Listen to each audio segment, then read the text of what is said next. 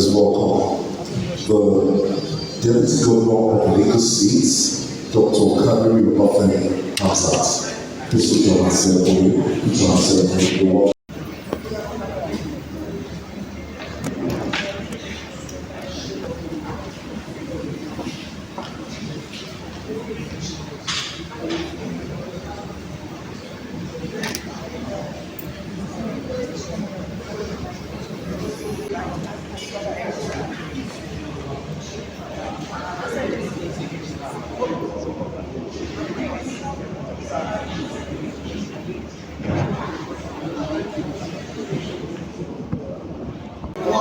Many are hungry. In a situation where suffering prevails. In a situation where suffering prevails. In a world where there is need for love. In a world where there is need for love. Good Lord, feed us and guide us. Good Lord, feed us and guide us. Good Lord, make us instruments for positive change. Good Lord, make us instruments for positive change. Thank you. Amen. Thank you very much. You may be seated. Okay, one more time, good morning, ladies and gentlemen. I want to welcome you to the 20th anniversary seminar of the Cosmopolitan Women Club. First off, I want to thank you members and guests alike for taking time out of your busy schedules to be here today. However, looking at the theme of today's seminar, it is worth taking notes and taking a short break. Don't try that some believe in brotherhood we stand. Nigerians hold and proud to serve a sovereign motherland. Thank you very much. You may be seated. Good morning, everyone. Yes, we're still before 12 noon.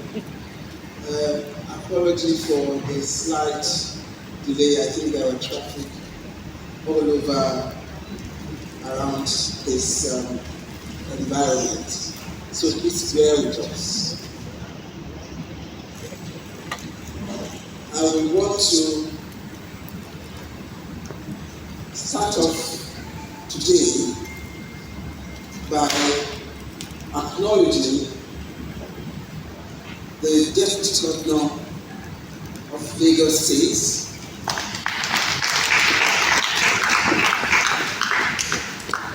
in the person of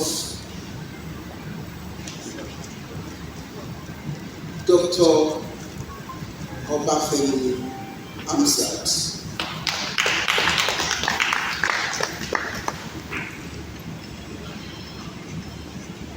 Also, we have the founders of Cosmopolitan Women Club here seated this morning. There are elders, there are narrative guardians. We have also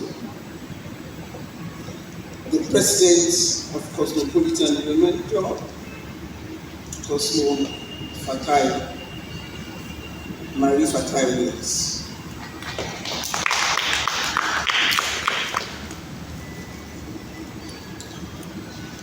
We have elders, those present here today. I can proudly announce Elder, I dare not call her name, but this is an official responsibility. Elder Wonola Fonami. We have Elder Mrs. Muriokola, Mrs. Onikepo Oshoji, founder. Well, I've already acknowledged the founder, but she's part of the elders of the club. We also have Elder Mrs. Koshoyo.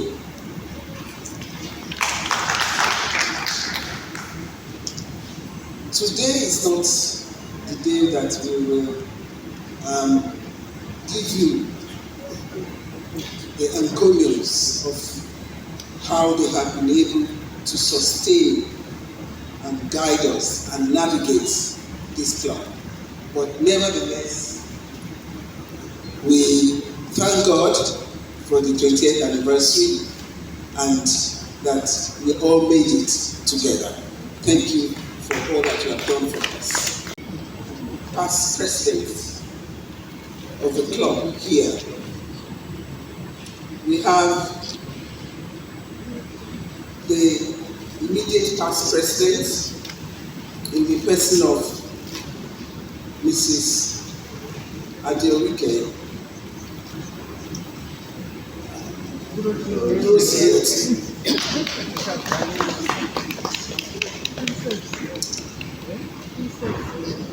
I also have the government honorable participation in today's program. I have Commissioner for Tourism, Arts and Culture, and my one and only sister, Mrs. Toke Benson Awoyinka. I have the women leader of the greatest party in Nigeria, in the person of Ms. Okoya Jumoke Okoya Thomas.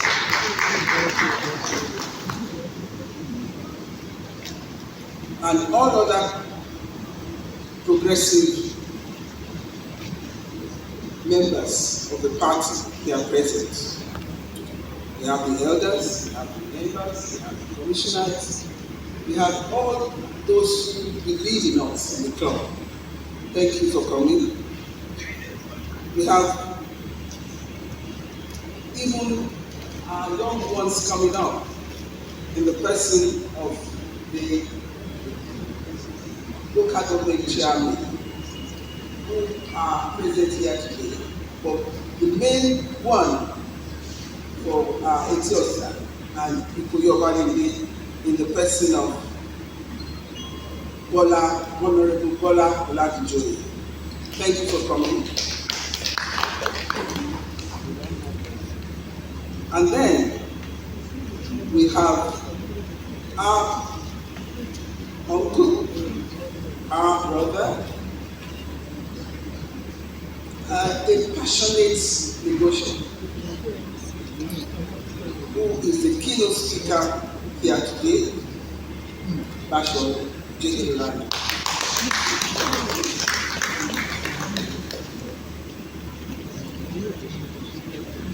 The challenge of traffic and getting there. I believe they will soon join us.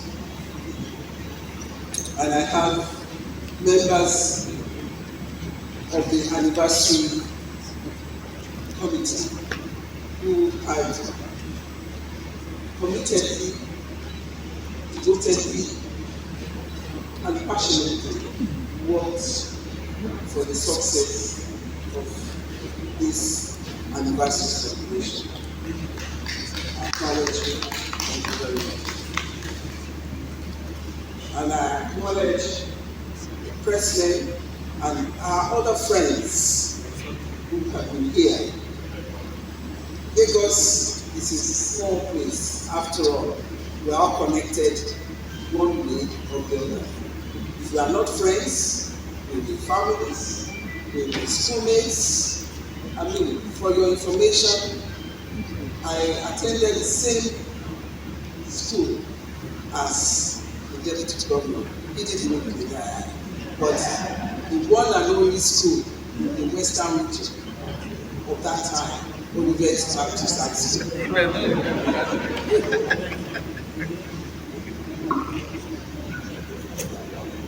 Acknowledge even the members of Metropolitan Club They have been gracious to us in many years. They are brothers, and we see ourselves as the sister arms of them. They have, what we say, quite exemplary in nurturing us for great work and for great contribution to our state.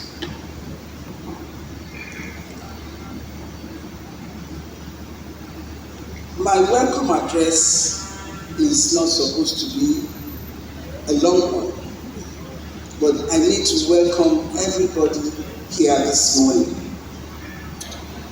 Distinguished guests, honored speakers, dear members of the press, fellow members of Cosmopolitan, gentlemen, good morning and welcome. It is both a privilege and a joy to address you today on behalf of the Cosmopolitan Women Club as we convene for our 20th anniversary seminar. The gathering is more than a celebration. It is a deliberate moment of reflection, strategy, and renewed commitment. For 2 decades, the Cosmopolitan Women Club has stood firm in the mission to empower women, support the underprivileged, and contribute meaningfully to the social fabric of Lagos State. We are a community of professional women and proud indigenous, bound by friendship and driven by purpose. Over the years, our efforts have been to actually enable women to build economic resilience and support our community development across the state. Yet, in making this milestone, we understand that our work is not finished. The challenges we face today, youth addiction, economic inequality, and the struggle for gender inclusivity are complex. That struggle, very complex. And they require long-term, bold interventions. This is precisely why our anniversary theme, Rebirth of Lagos. Women leading Renaissance against youth addiction, economic disadvantages, and gender inclusivity is both timely and urgent. This is the time for rebirth. This brings me to a critical part of our legacy project. As part of our 20th anniversary, we have chosen to align ourselves with a deeply meaningful initiative, the rebuilding and adoption of a new Mercy Street Children's Hospital on Lagos Island. Mercy Children's Hospital is not just an institution. The original Mercy Hospital dates back to 1914, making it one of the oldest pediatric hospitals in Nigeria. Over time, as Lagos has grown into a mega city, the demands on these facilities have outstripped its capacity. The Lagos State government is now reconstructing Mercy Hospital into a 7-story, 150-bed, ultra-modern pediatric and emergency hospital designed to meet international standards. Upon completion, it will be one of the most equipped children's hospitals in sub-Saharan Africa. Why, you may ask, has Cosmo Club chosen this as our legacy project? Alignment with our mission, health is fundamental to well-being and empowerment. By adopting a children's hospital, especially one on the scale of mercy, we are contributing to life-changing care at the most vulnerable stage, childhood. This directly reflects our values of service, compassion, and long-term impact. Symbolically back, just as our seminar speaks of a rebirth for Lagos women, Mercy Hospital itself is being reborn from a nearly century-old facility to a modern center of excellence. Through this project, we are literally helping to build a legacy that will serve generations to come. Sustainable impact. The hospital is not just being rebuilt. Its design incorporates sustainable elements, and the facility is being crafted to serve long into the future.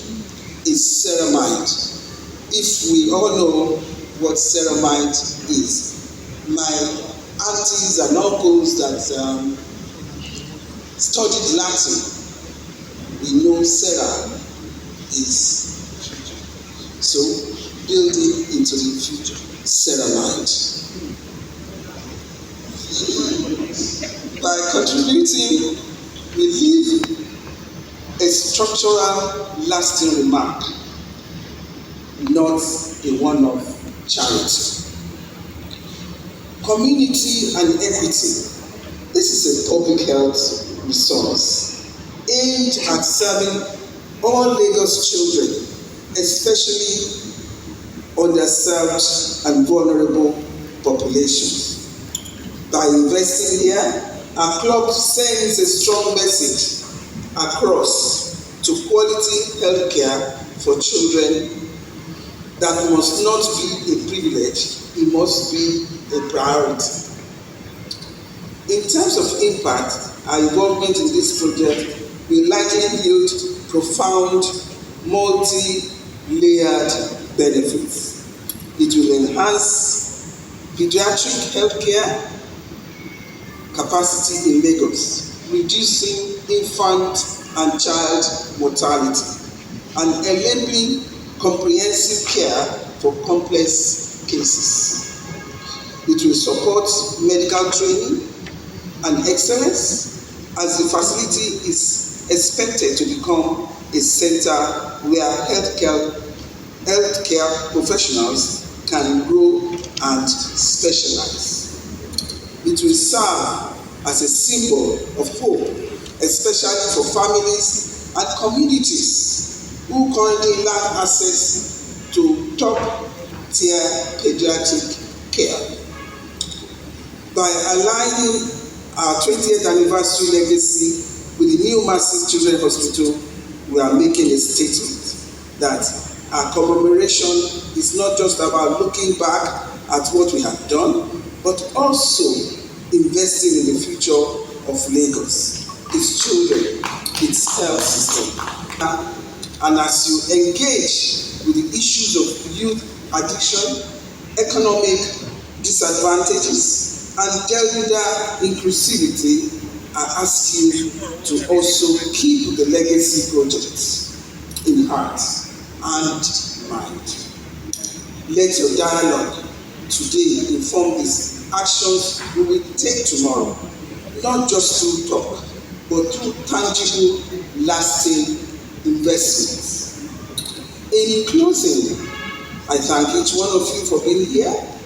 Your presence is a testament to our shared belief in a better Lagos, a Lagos where women lead, given the permission, where youth thrive, and where every child has a chance to flourish. Together, let us make this legacy project a reality. And let this anniversary be more than a milestone, it shall be a movement. Thank you, everyone, and once again, thank you. Because Chief Mrs. Omeka Bosch, thank you very much, ma'am. Nice to meet you. The president of the club, Cosmopolitan, Williams, thank you very much, ma'am. And keep what we are discussing, please, let's keep it on. Thank you, ma'am. And all my mothers are here, so I can't mention everybody, but they are all here. So I want to thank you very much for being here. It's nice to see everybody. All our past presidents, our mothers again. Honorable Commissioner, thank you very much for coming to see our mothers. Of course, I'm teaching Hotel Corner Thomas, nice to see you. Thank you very much. And other commissioners are already here. Commerce and then agriculture. Thank you very, very much. Chairman of the Local Council, Bola Adujo, thank you very, very much. And our keynote speaker, our uncle Passion, thank you, and of course, our mothers, Mama. I've not seen you for some time, so it's good to see you today. Thank you very much. But you are still looking very well, as usual. Our mother, Alaja, and of course, I saw you 2 days ago, so thank you very much, man.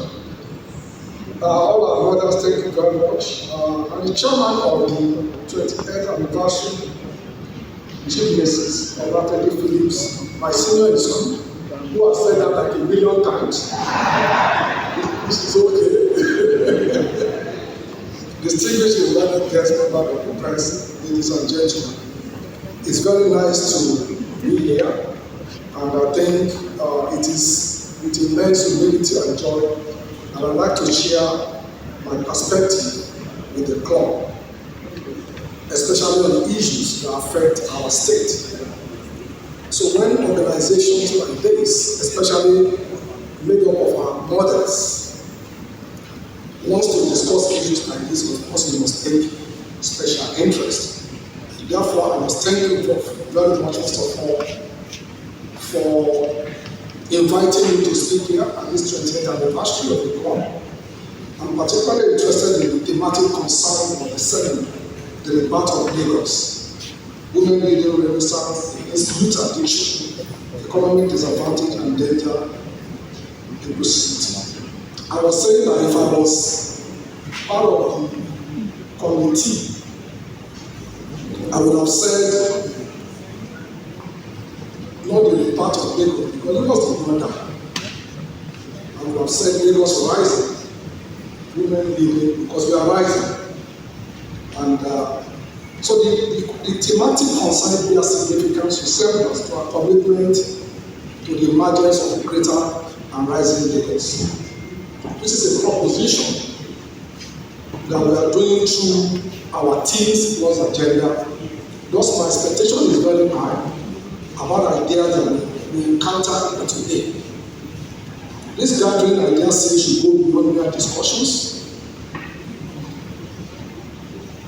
about how we get here, but more importantly, it should ignite and awaken a passion for shared commitment to tweak the narrative and inspire the change necessary for rising Lagos.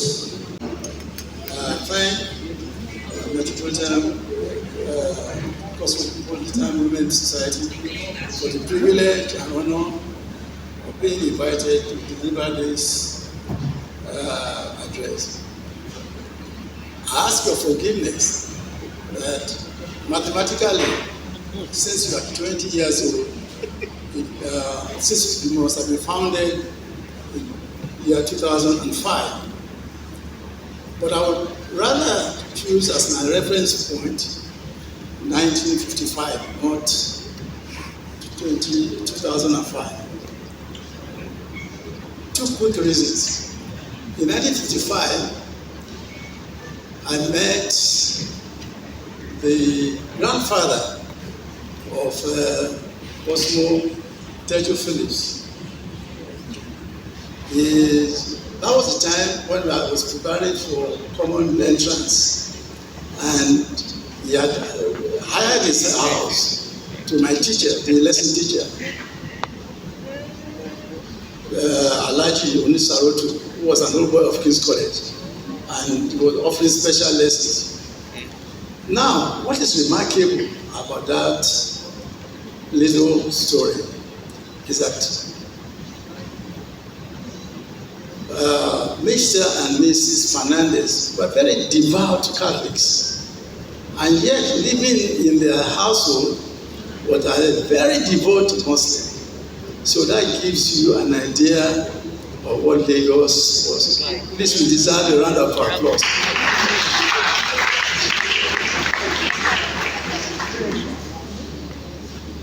And also, in 1955, since you mentioned Massey Hospital,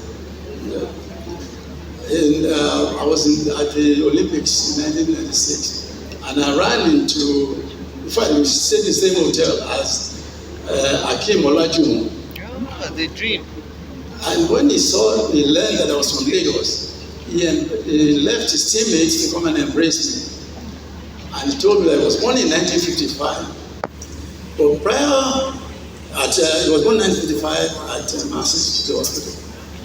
But prior to his being, prior to that, his mother, Alaja, had lost 11 pregnancies. Wow. And the fact that someone persuaded her to go to Massey Street Hospital, you probably have been another victim. And he remembered everything that the doctor was Dr. Moses Machekodumi, who put his mother on bed rest for 9 months. And for, well, almost 9 months. But there was Kim Olajuwon. If you are, it's only if you visit Texas that you will appreciate how revered Akim Olajuwon is. Just mention his name to any taxi driver, and he will take you to, because he became a superstar. Also, before the first invitation I got from the Cosmopolitan Women Club suggested that the topic I should speak on is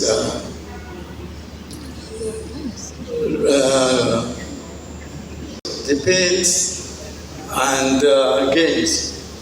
And I made a few remarks as follows.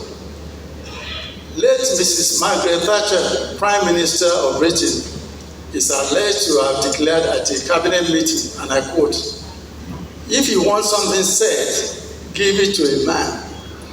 However, if you want something done, give it to a woman."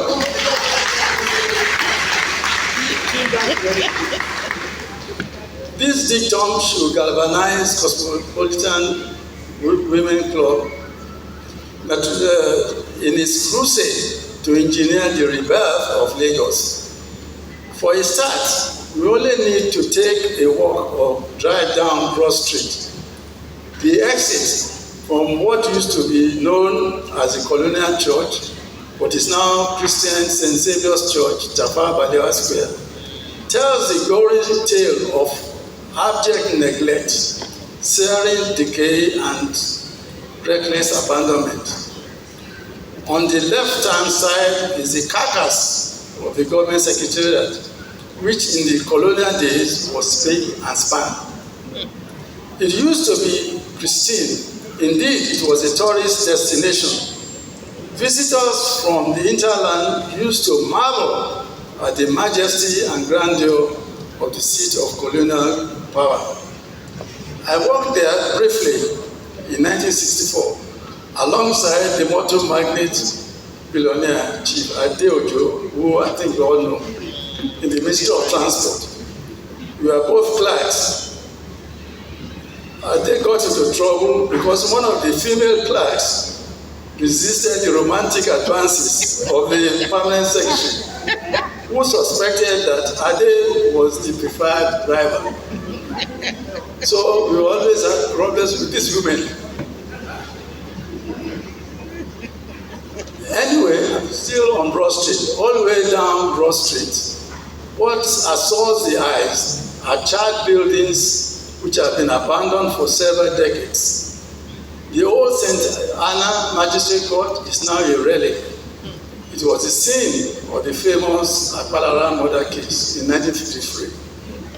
The fountain in Tinubu Square, which was donated in 1960 by the Lebanese community to commemorate Nigeria's independence, is no longer functional.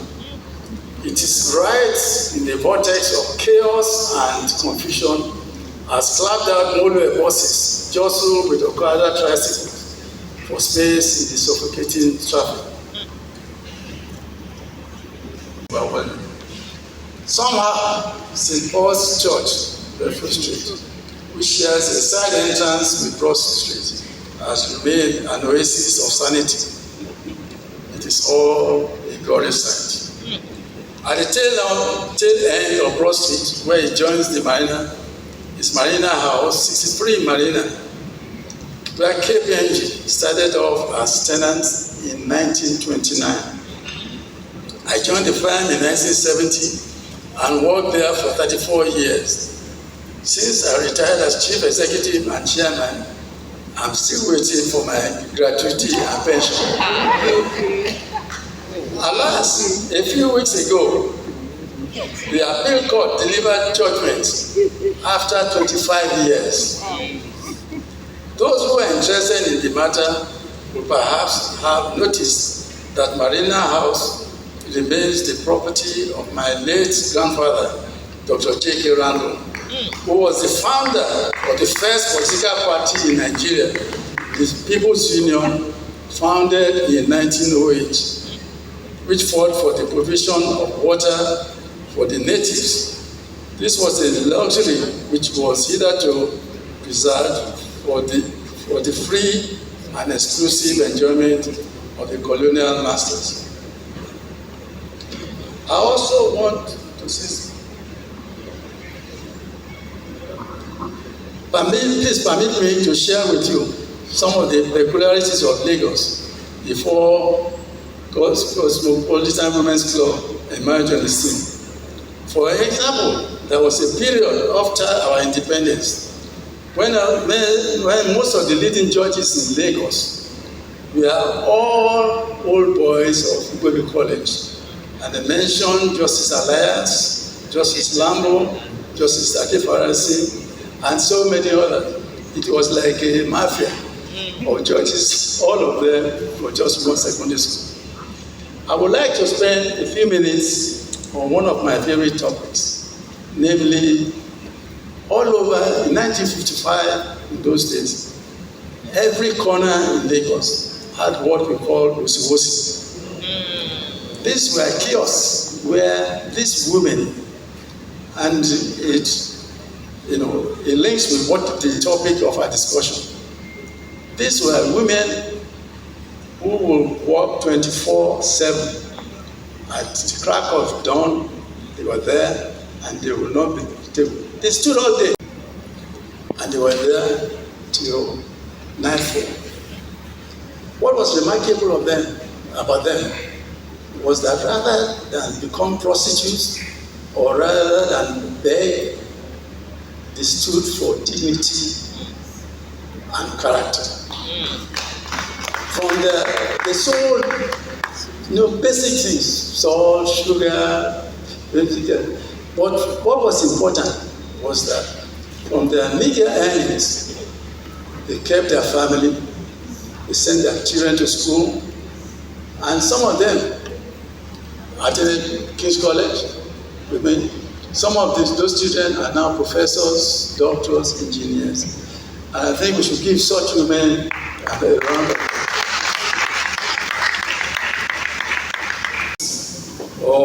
because I will just read what I've come up with. I most heartily congratulate members of the Cosmopolitan Women's Club for not only surviving 20 years of huge challenges, but also sustaining your vision and purpose. Although we're in November, not March, it provides confirmation that women are truly and firmly on the march. When women march, the men are better double up or face grave consequences. You have graciously invited me to speak on the rebirth of Lagos, women leading renaissance against youth addiction, economic disadvantages, and gender inclusivity. What you mentioned about drug addiction just reminded me of Chief Agbabiaka. Some of you must know him. He was a magistrate. He had served in the police and retired and became a magistrate. I grew up in Campus Square, and there was a magistrate court over which Chief Agbabiaka presided. On one occasion, one of the miscreants was tried before Chief Agbabiaka, and the charges were read to him that so and so Alimi, you have been charged with hooking in the hand. So Agbabiaka asked him, I know your parents, all good people, why are you smoking in the hand?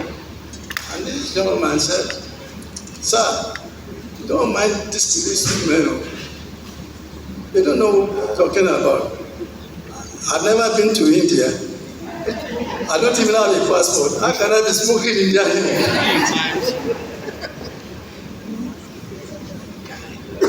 Starting with the rebirth of Lagos, I have relied on artificial intelligence to provide us with a snapshot of Lagos 20 years ago when your club was founded. If you reel back 20 years before then, or 30 years to actually 50 years to 1955, there was an incident. I could not resist the temptation to reel back to 70 years ago, 26 November 1955. There I was on a Wednesday afternoon, like today, aged 11 years, trying to deliver an urgent message to my father, Chief J.K. Randall. The Governor General of Lagos had phoned our house, but my dad was not at home. By the way, at that time, all telephone numbers in Lagos, including that of the Governor General, were listed in the telephone directory with the name, address, and business profession of the subscriber. How many people remember the Nigerian telephone directory? It's fantastic. That was a time when all over Lagos, particularly Ikoyi and Victoria Island didn't exist. Every house had a name plate, a piece of stick that showed the name of the occupant. For example, we say Dr. and Mrs. Kole Oluwole Medical General Hospital. Right in front of the house, every occupant had, do I stand corrected? It was correct. And if you went to a block of flats, to say flat 1, engineer, Bode, NPA, everybody in that building will be listed. But alas, it's a different story now. Everybody wants to hide their identity. In fact, as the deputy governor is my neighbor, but I noticed that he doesn't have his name plate outside his. I stepped inside the compound, I was fronted with the lights, with the dining room. Around the long table were the likes of Chief Eso Badamosi, the father of Mrs. Folami,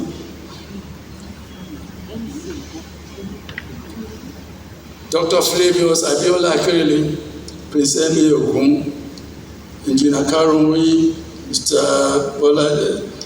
Bolaji Odiowo, Dr. Moses Koijo Majekodimi, Chief Emmanuel Okunowo, Chief A.S. Abebeka, Mr. Victor Muniz, Odusi, Chief Ade Martins, and so many others. The Catholic Bishop of Lagos, Leo Taylor, was there. So also was the Chief Imam, L.A.B. Augusto.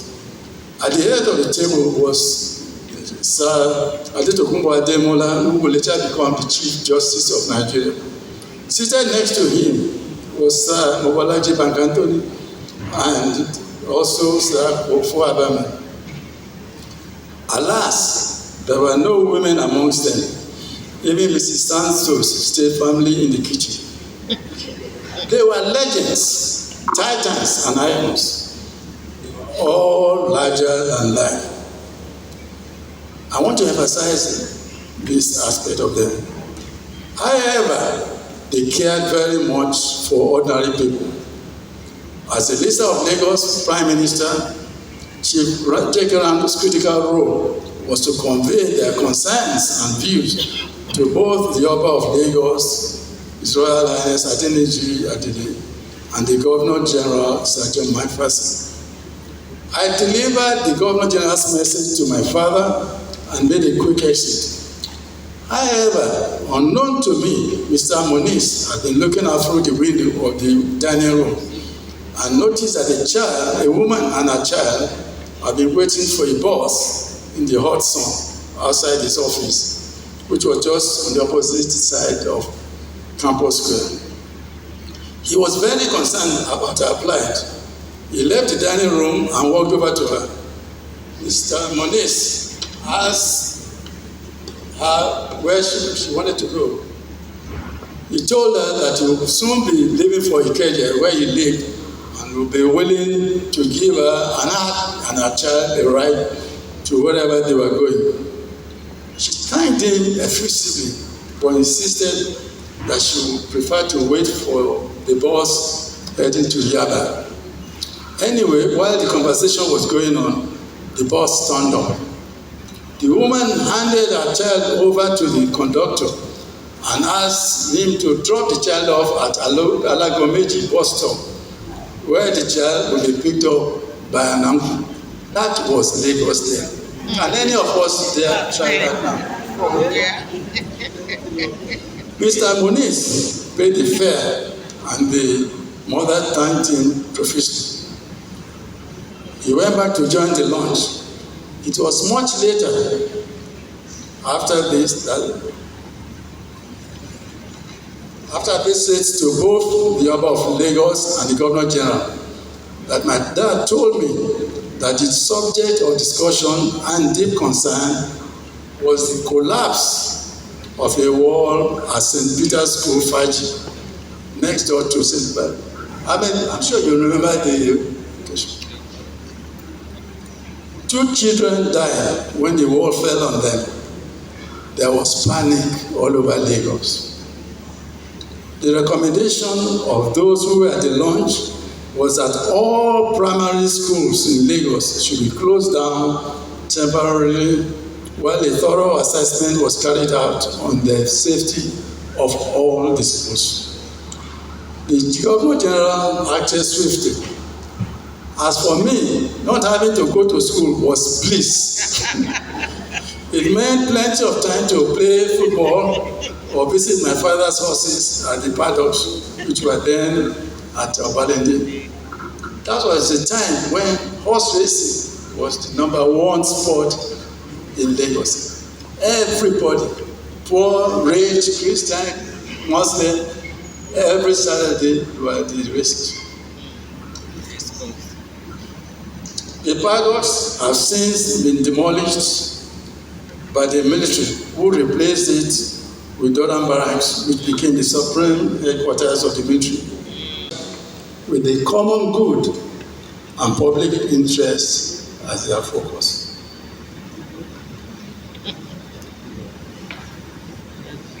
Okay, I have just 5 more minutes, so let me wind up.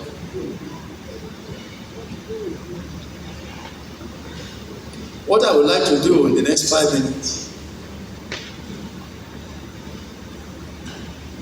is to share with you that today history is repeating itself. Why do I say so? In 1955, I was visiting Chief S.B. Bakare at his house in Cheshire Lodge. And some of you will remember he had a condition. He will fall asleep at the drop of a hat. And as we were discussing on the balcony, it was chatting away. A convoy of cars drove in, and he was surprised because he said he was not expecting any visitors. And when they came upstairs, some of the most leading women of Lagos, like some of them who I see on the front, then it was Lady Manua, Lady Alakija, all the top ladies in Lagos that come to see him. And he said, he offered them some drinks and the hospital. He said, no, they come to visit him for a very serious matter. And he said, serious? And what is the issue? And they said, they organized the Red Cross Bazaar, which used to be held at the Obalende police barracks. And they had received so many prizes. Mandilas had given them a car as a prize. And whether you will be willing to donate a prize. And he said, I asked, what do you have in mind? He said, well, Chief, maybe you can donate one of your houses. Chief Abakari said, do you want me to donate your house? And he quickly fell asleep. They tried very hard to rouse him. He said, Chief, this is, why be careful yourself. He refused to wake up. However, in despair, they all packed their bags and exited. The moment they exited, Chief Bakare turned to me and said, you see now, all these women, instead of troubling their husbands at home, it means they come to trouble to come and give them a whole house. So, I'll come back to youth addiction and economic and gender inequalities. We don't seem to have made much progress. In fact, we have regressed in some indices. In 2007, women were 8.3% in the Senate, 7% in the House of Representatives. Now, women were 3.7% in the Senate, with only 4 female representatives out of 109 seats. Now, can we say goodbye to Mr. Deputy Governor? Let's thank him. Some of the conversation that we're having today.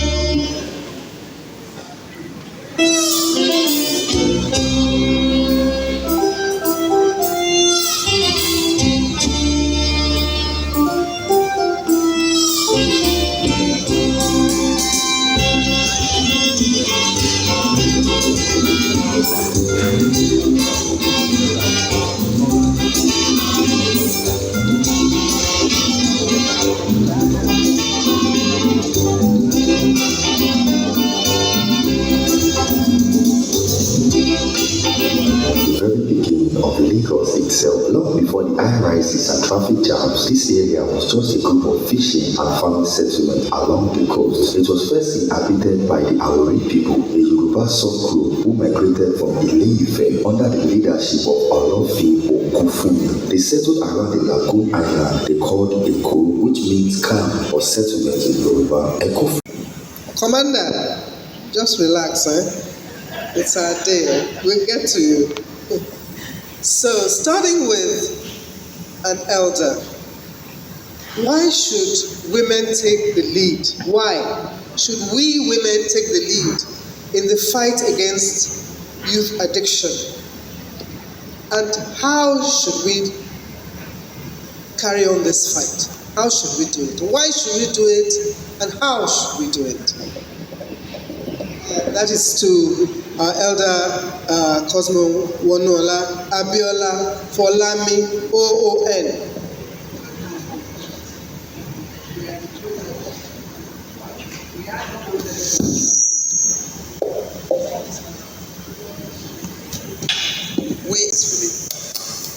Before they think to a level, we know what is in their minds. That's what mothers are, that's what women do. Understand? Before a child begins to think, you the mother, you know where he's going, and you know the result. So you are able to capture the situation as quickly as possible. That's why it's important to let women take these roles. Secondly, the statistics show that women are better managers of any situation. It's a gift from God, because a woman can be doing 10 things together and no aspect of it will suffer. We need to be approachable as mothers. We need to be non-judgmental towards them. And guess what? They have this affinity towards us that when they need something from daddy, they come to ask mommy for advice. How do I approach? Is it a good time to ask daddy for what I need right now? So in everything we do, we should be approachable. We should be non-judgmental. We should have an open door at all times. And most of all, we need to spend time with them in their rooms. You know, sometimes we're busy and we want to with them, then we call them into our room. Okay, you are the expert on this, so I'm going to give you lots of time to say a lot more. Dr. Luso, let me... I'm not a doctor yet. We have just made you one now. Thank you very much. Commissioner the two women before me, Mommy and the other speaker, they have actually said it all.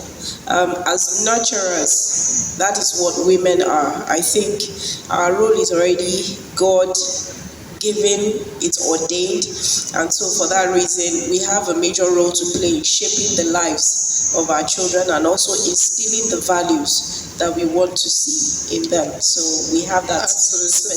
God himself has given us the mandate, the reason why we should be leading this charge. We are the first contact that the child has. First vision of what the world would be. Everything that a child has comes from the impression that they get from their mother.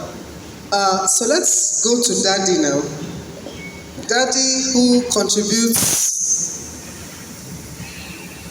a little bit anyway. Abi, the energy at the beginning and the other chemical component that makes the child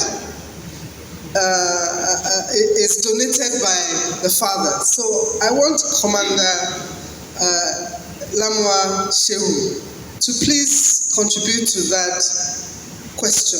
Why? I mean, you are the father, you donate, they bear your name. Every time people talk about it, they'll be referring to father. So why should the women be the one leading this charge against youth addiction, and how do you think they should be doing it? Okay, thank you. Thank you very much. Invited guests, I stand on the protocols. A great pleasure to be here, particularly with great personalities that I used to see on television. My name is Salam.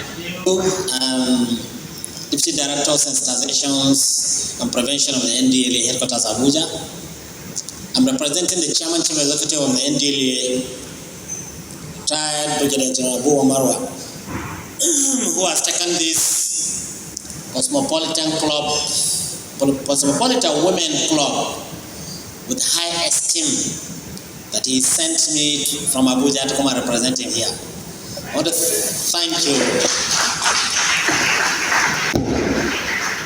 Change the world is going to be a better place for you and I. Before I came to this place, last night, the National Drug Law Enforcement Agency, Lagos State Command, has been busy solving the drug problem of Lagos. More than 70 billion naira drugs were seized in Isolo just last night. More than 70 billion naira drugs. The drugs were carried in 5 different drugs. So how do you think women? Where women are coming? How can we engage or partner with NDLA to be at the forefront of this fight? From the home, from wherever. How should we do it? Tell us. A program like this requires strategic engagement with the NDLA, continuous collaboration with the NDLA, continuous synergy with the NDLA. If not here, where else will you have had the problems of drug abuse that bedevil Lagos? With the beauty of Lagos that we have had speakers after speakers say, we need a strengthened collaboration, we need knowledge and skills to be impacted on women to be able to, there is nothing in the world that you do not need skills and knowledge to manage. For Lami, I'm going to ask you this question because I think you are best placed in this whole audience to answer it. And the question is, you are a very experienced, distinguished personality, and you personally faced the challenges that women had to face when you were in your career as you were evolving. So could you share some of these barriers that you faced when you were evolving as just in the justice sector? Please share some of that with us. Very interesting, because first of all, I always told my colleagues that I run 2 jobs, whereas they run 1. I run a home and I run my office. That's what makes me feel superior. So nobody can push me down, because I know I'm doing more than a man does. Every woman, when you get home from work, you go straight to the kitchen or to clean, getting your children ready for bed, looking at everything. Because what happened in my time is not happening now. That's why we're having a lot of problems. Parents are detached from their children. The house girls and maids have taken over. They just come and say, "Oh, Mary, have they eaten? Are they cooking? Are they in bed? Are they taking?" You are so detached. That is the basic cause of our problem. I faced a lot of discrimination because I was, at my time in the Ministry of Justice, there were very few women, very few of us. It was dominated by men. and they will put meetings at, a devilish time. Like, oh, let's meet at 6. What will I be doing in the office at 6 when I have a job waiting to be at 2? And I will fight against it. I said, yo, let's meet it at 4. So by 5, I'm out of here. For 5 days. Things like that, you may not recognize it as discrimination, as oppression.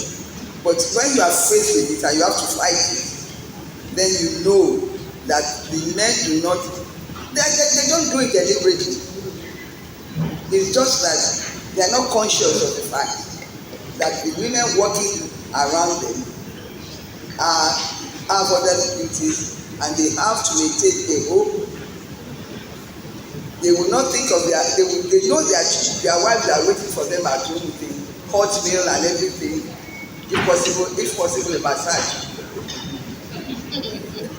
Can you imagine coming from work at the same time as he's working from work? He's expecting his meal, he's expecting a massage, he's expecting you to look after the children, and at the same time to be pleasant.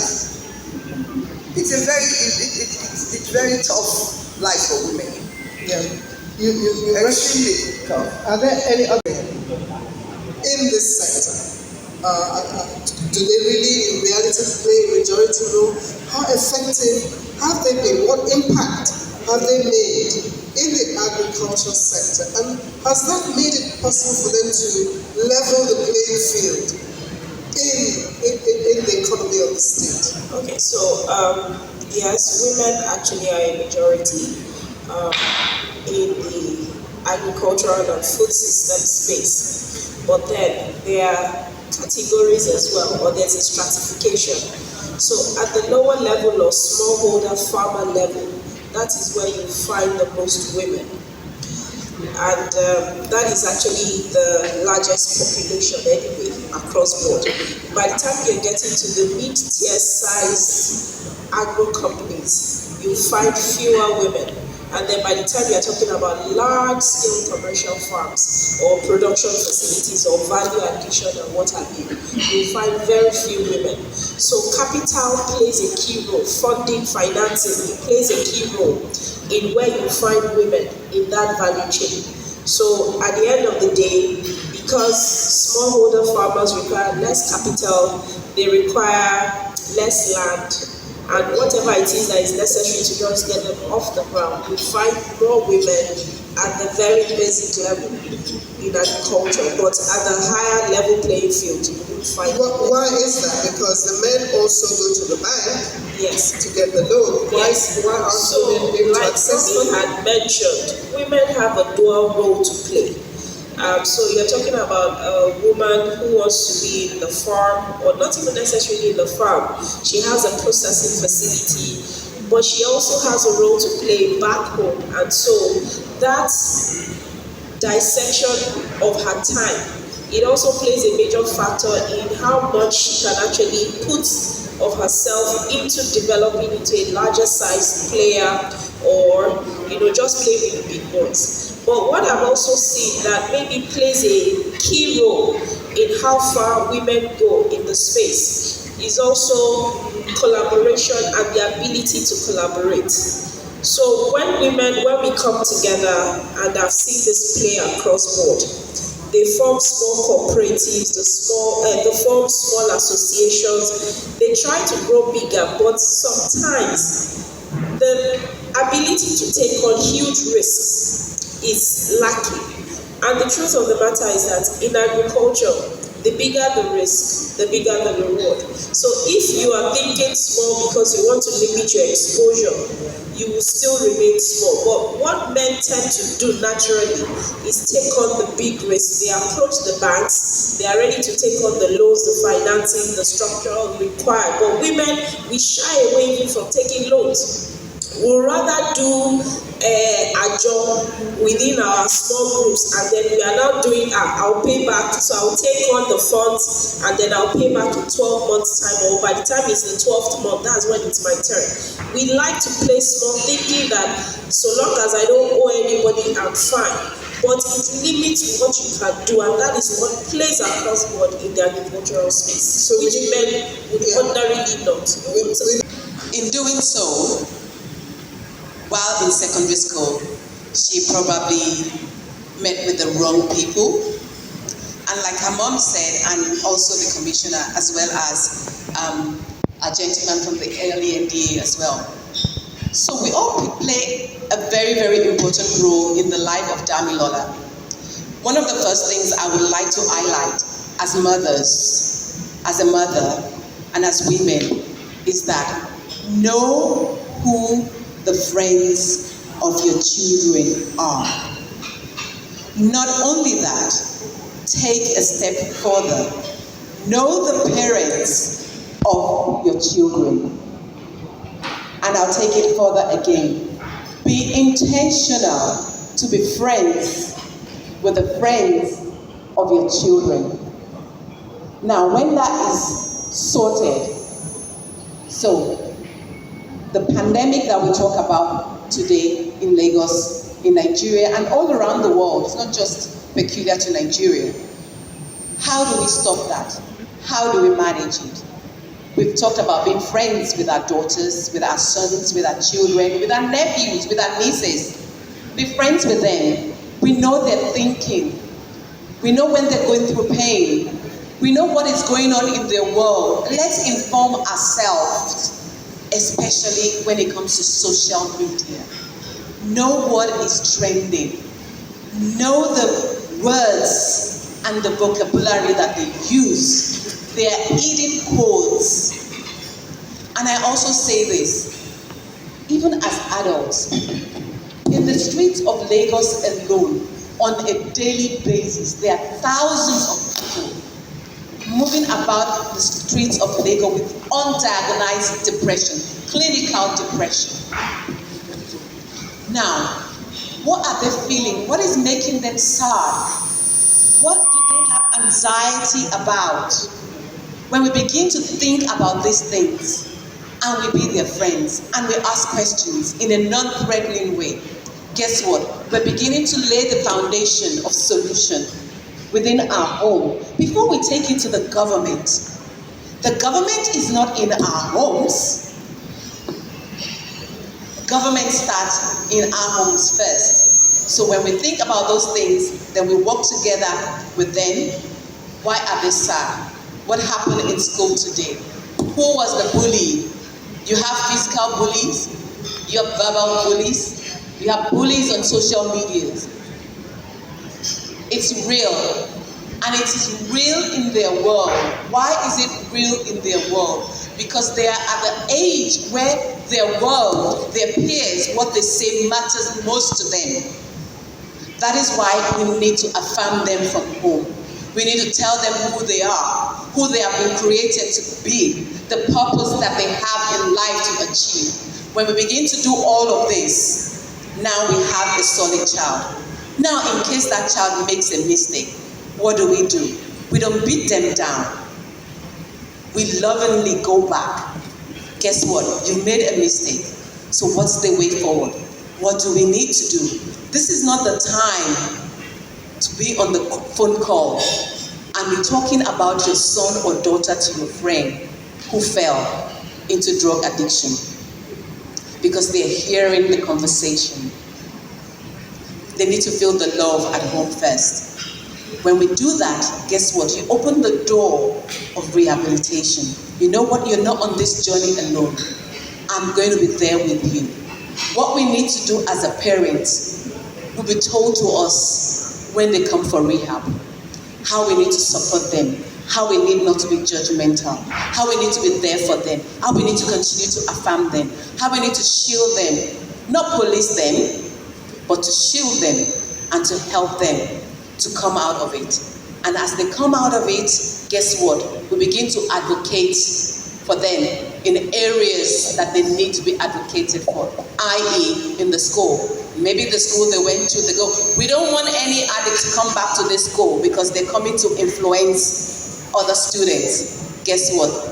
The Lagos State Cosmopolitan Women's Club, we have power.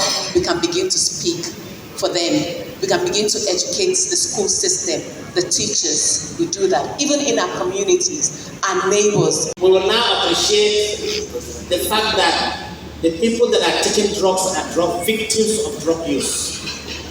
The same way as there is no known, established cause of diabetes, no known established cause of hypertension, no known established cause of mental diseases like mania, depression, schizophrenia. All these diseases, there is nobody who will tell, there is no any white man that will tell you this is the known cause of hypertension or diabetes. What we have are factors that predispose somebody to get diabetes. That's right. Factors like predisposing someone to get hypertension are the same factors that endanger someone to become an addict. And so therefore, people that take drugs, because of the process of the addiction, are supposed to be called victims, not addicts. Because a lot of us that take few drugs, some of us at the clock of 60 years or so, have also become addicted to one kind of drug or the other. Please clap for me, mommy. So it's not only people that are addicted to drugs of hypertension, and so let's appreciate first of all that the problem of drug abuse, people that take drugs must be seen as victims. And so therefore these victims are in every home. 1 or 2 or 3 or 5 homes have people that have hypertension, have people that have diabetes, have people that have drugs issues. And so therefore, let's appreciate people that take drugs and see them as victims. What do we do as parents? Yes. First of all, let us understand that in the whole world, there are about 280 million people that take drugs. In Nigeria, there are about close to 15 million people that take drugs in Nigeria. Out of this 14.8 or 15 million people, 6 million people require help. What that means is there are about 6 million Nigerians that take drugs, and these drugs that are taken make them to require help. It means drugs have almost made them polo. That's right. They are all over the places, mommy. Right. They are all over the places. They are in our homes. They are in our streets. They are all over. So the problem of drug abuse is so multifaceted. What do we do? Cosmopolitan Women Club should strengthen issues of sensitization groups. You can do quite a lot to support sensitization in different spheres of groups. There are different, when we do small things at a small place, there is far more impact than doing a big program without any evaluation. So let's do it small by small. Kofa Abayomi, Victoria Island, there is a resident club here, and there are people in this street that take drugs. Everybody in his own small way when we support these small groups, we can achieve so much that doing big things achieving nothing. That's right. Mothers should strengthen community vigilance. Community means your home. When you strengthen vigilance in your home, vigilance mother is still alive. She is about maybe a year above 90 years. So she's been my greatest mentor as someone in the world. So this club can strengthen issues of mentorship. There is nothing. When I walked in here, the president was speaking, and I listened. It was if it were my mother was speaking, talking to me, and I wrote down all the things that she was saying. Please, round of applause for them, please. Mothers can emphasize the concept of do no harm. Please, anytime you are inviting people to talk about drug issues, please bring in experts. Not people that will come and confuse children. Not people that will come and confuse the entire problem of issues of drug abuse. Please get the experts. Mothers must not promote. You should tell mothers, there are prospective mothers, don't promote enabling of drug use. What that means is a mother should not be seen to promote drug use in the house. She should tell the father, who is the boss in the house? It is a mother that is the boss and not even the father. Thank you very much. I've seen attires lining up streets without shame, and they tell you they are contributing to the economy of the country. Because from there, they leave, they find men, pick them up, and they come, they exchange areas. In Lekki here, from 8-9 o'clock by Admiralty Road, you see them lined up in the streets. And you see everybody exhibiting whatever they have. Please, I want the commissioner to please go back to the government circle and help us to see how this can be solved. Because they need to have asked a 1 minute please. She won't leave that talking please. Thank you. Because you find out that how can you raise children? Won't you go out at night? And when I say night, 8 o'clock, 9 o'clock, and the kids see them lining up with very, very, very terrible wares. And they ask, what are they doing here? How do they start explaining to them? And I go to some other places too. They come with Uber stations. Thank you very much. Please, we need to help this area. She will answer your question to ensure that the Commissioner for Women Affairs and the Governor are fully aware about this. Thank you very much. And God's grace that I'm to present my head of personal money for life. Please give her a round of applause.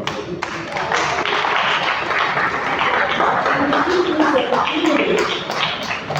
the opportunity to welcome everybody and to let you know that 20 years in the life of any association is not just a joke. I thank God for sharing my life. For me, that I established this association, Cosmopolitan of Lagos State, and 20 years. I had the wish that this type of worship be established. Fortunately for God, 20 years I've seen it. Whenever I've seen it, all that I spoke together, I've seen it. If I had to wrong and I don't send anybody to see me, I won't do it.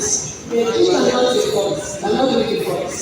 I thank you all for making it progressive. Cosmopolitan network. Research and development is not only from me, it's from all the members seated over there. I thank you all, the DCs, all the members, for all the contributions that we had our teaching problems. Thank God to one of our patrons, that is late, particularly Okoya Thomas. When we had our differences, he called us and we all been settled. We can have differences amongst ourselves. But that day we thank God that this particular program is really interesting. Let's give the chairman of the committee that set this program a very good hand. Thank you very much for the committees and the members.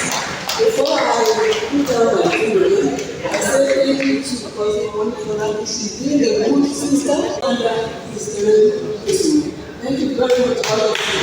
Once again, children will grow and grow. Be kind in your life. Get to what you have been telling me since morning. God will help you.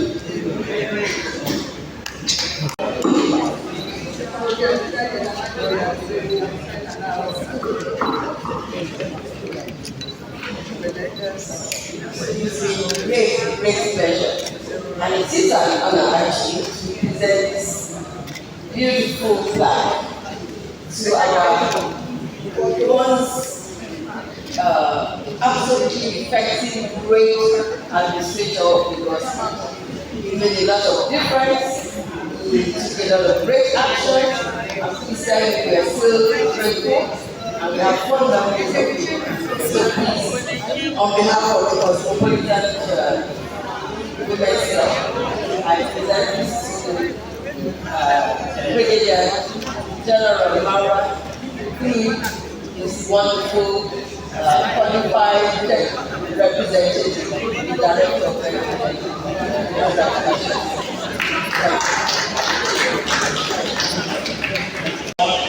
General Mara himself, and he sends his best wishes and love to people that will not fail forever. Thank you very much.